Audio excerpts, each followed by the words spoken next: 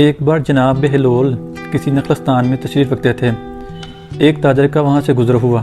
وہ آپ کے پاس آیا اور سلام کر کے مؤدب سامنے بیٹھ گیا اور انتہائی ادب سے گزارش کی، حضور تجارت کی کون سی ایسی جنس خریدوں جس میں بہت نفع ہو؟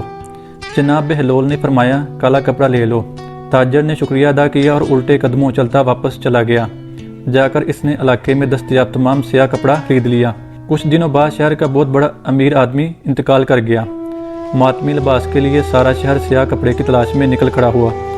اب کپڑا سارا اس تاجر کے پاس ذخیرہ تھا۔ اس نے منہ مانگے داموں فروخت کیا اور اتنا نفع کمایا جتنا ساری زندگی نہ کمایا تھا، اور بہت ہی امیر کبیر ہو گیا۔ کچھ عرصے بعد وہ گھوڑے پر سوار کہیں سے گزرا۔ جناب بہلول وہاں تشریف رکھتے تھے۔ وہ وہیں سے گھوڑے پر بیٹھے بولا، او دیوانے، اب کی بار کیا لوں؟ بہلول نے فرمایا تربوز لے لو۔ وہ بھاگا گیا اور ساری دولت سے پورے ملک سے تربوز خرید لیے۔ ایک ہی ہفتے میں سب خراب ہو گئے۔ اب وہ کوری کا محتاج ہو گیا۔ اسی خستہ حالی میں گھومتے پھرتے اس کی ملاقات جناب بہلول سے ہو گئی۔ اس نے کہا آپ نے میرے ساتھ کیا کیا؟ جناب بہلول نے فرمایا میں نے نہیں، تیرے لہجوں اور الفاظ نے سب کیا۔